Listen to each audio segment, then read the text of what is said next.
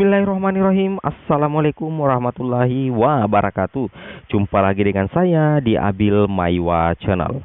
Jadi teman-teman, channel ini adalah merupakan channel pendidikan tempat kita berbagi tentang aplikasi pendidikan, Microsoft Office, serta tips dan triks komputer.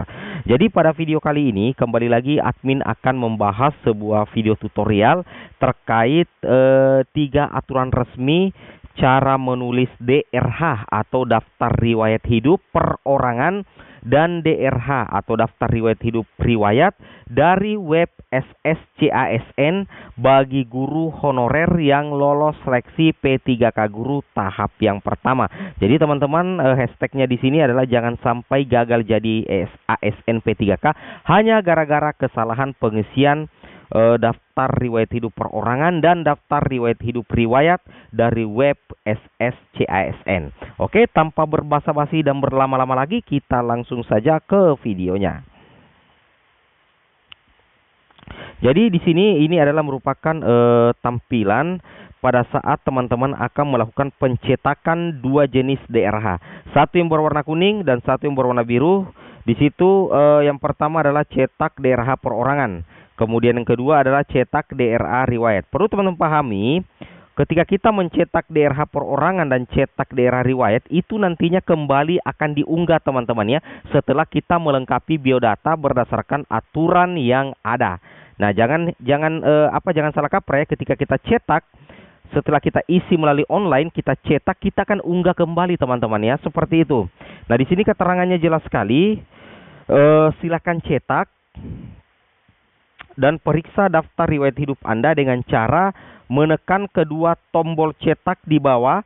Anda dapat kembali ke menu sebelumnya, memperbaiki data dan mencetak kembali DRH hidup Anda bila terdapat kesalahan sebelum mengakhiri proses pengisian DRH dengan menekan tombol akhiri proses pengisian DRH berwarna merah.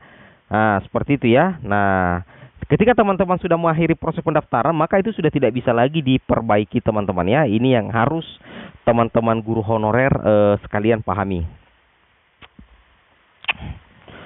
Kemudian kita lanjut. Nah, aturan yang pertama adalah seperti ini teman-teman ya. Berikut merupakan contoh cetakan DRH perorangan. Sebentar kita perlihatkan. Yang ditandai bintang seperti ini adalah kolom yang harus ditulis oleh peserta setelah DRH dicetak. Nah, seperti itu ya.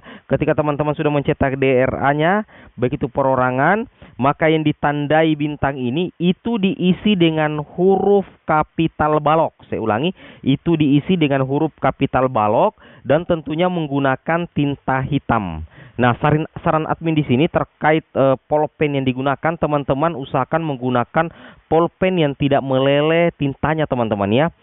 Kalau pengalaman admin kemarin tuh menggunakan pulpen berjenis Snowman atau Pilot ya. Itu di tahun berapa ya admin terangkat kemarin menjadi ASN, itu di tahun 2009 ya, waktu admin mengisi DRH juga. Itu admin menggunakan pulpen Pilot dan Snowman karena itu pulpen kedua jenis itu tidak meleleh pada saat kita menulis sehingga tidak mengotori daftar riwayat hidup yang kita miliki. Seperti itu ya. Jadi di sini yang admin garis bawahi diisi huruf kapital balok dan menggunakan tinta hitam tentunya teman-teman ya. Seperti itu. Itu yang harus teman-teman pahami ya. Jadi diisi dengan huruf kapital balok, berarti semuanya berhuruf besar. Kemudian bukan tulisan tegak bersambung tetapi menggunakan tulisan balok dan tentunya menggunakan tinta hitam. Kalau teman-teman menggunakan tinta merah atau tinta biru, itu bisa error pada saat teman-teman upload nantinya di SSCASN pada saat unggah dokumen untuk prasyarat pemberkasan penerbitan NIP P3K. Ini sangat berbahaya teman-teman. Jangan sampai hanya kesalahan-kesalahan seperti itu teman-teman bisa gagal menjadi ASN P3K.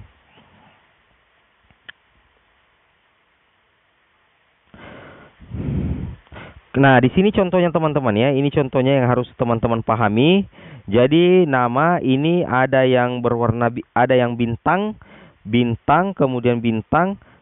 Itu wajib diisi dengan menggunakan tulisan huruf kapital balok dan menggunakan tinta hitam. Kalau ada tanda seperti ini, tanda bintangnya seperti ini, berarti itu teman-teman ya, itu wajib diisi. Nah, itu yang harus teman-teman pahami. Jangan mencoret yang tidak perlu untuk diisi kalau memang sudah ada data di dalamnya. Kalau misalkan ada yang tertanda bintang berwarna merah seperti ini nantinya, berarti ketika teman-teman sudah mencetak dari DRH itu, maka yang akan teman-teman tulis tangan itu yang ada tanda bintangnya seperti ini. Itu yang harus teman-teman guru honorer pahami sekalian ya. Jadi ada tandanya, dan tentunya jangan lupa menggunakan tinta berwarna hitam. Hanya tinta berwarna hitam dan ditulis huruf besar, huruf kapital balok, seperti itu ya. Nah, di sini yang kedua, aturan yang kedua adalah DRH yang telah ditandatangani. Ya, di sini DRH yang telah ditandatangani wajib diunggah. Nah, di sini ada yang huruf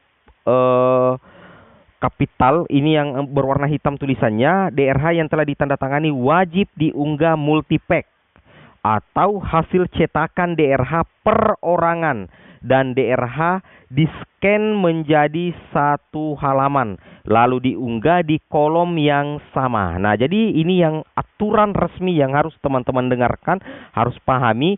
Itu ketika teman-teman sudah selesai menulis dan ingin mengunggahnya kembali, maka teman-teman harus scan ya, menggunakan mesin scanner, sebaiknya menggunakan mesin scanner, dan di-scan dengan teknik multipack atau hasil cetakan DRH perorangan dan DRH riwayat itu di-scan menjadi satu halaman. Jadi satu halaman PDF itu ada pertama DRH perorangan, kemudian setelah itu barulah DRH riwayat, dan diunggah di kolom yang sama. Berarti satu file 2 DRH, satu DRH perorangan dan tentunya DRH riwayat diunggah di kolom yang sama. Seperti itu teman-teman ya.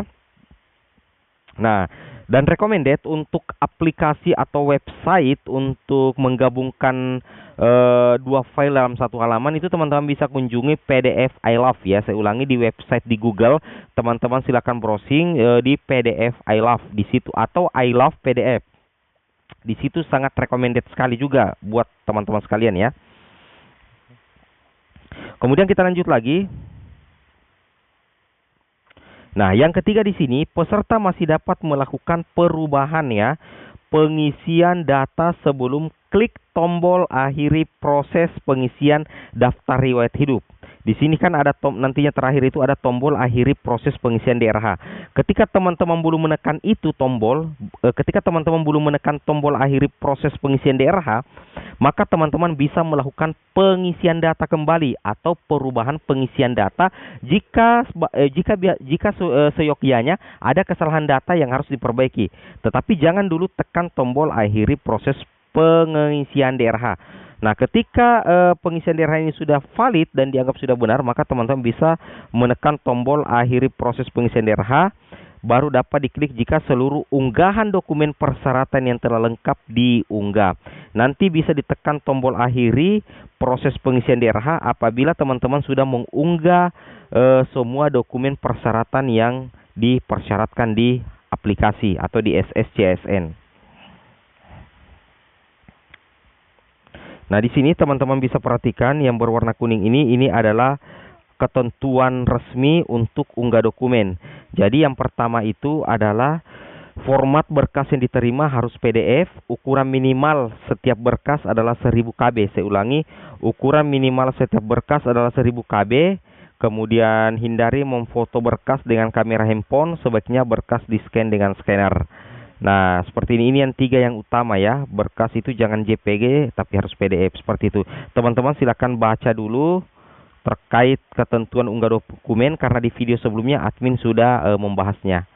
Nah, seperti ini. Oke teman-teman, mungkin cukup sampai di sini videonya. Semoga bermanfaat. Wabillahi taufik wal hidayat. Assalamualaikum warahmatullahi wabarakatuh.